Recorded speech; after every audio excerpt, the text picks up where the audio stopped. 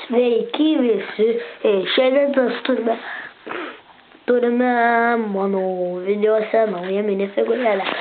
Ir, aš taip ilgai nekūriau video, nes rado tokių problemų, kad perskelstas čia senelis ir dabar reikia juo labiau rūpintis, tai todėl dabar iš manęs daug video galite nesitikėti.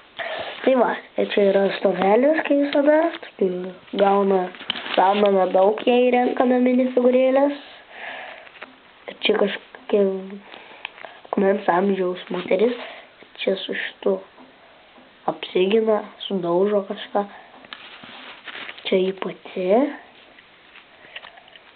Ir pirmą kartą aš gaunu tokią kepurę. Tai va. Ir šiaip čia jau viskas, ką parodžiau. Jau viskas. Tai va.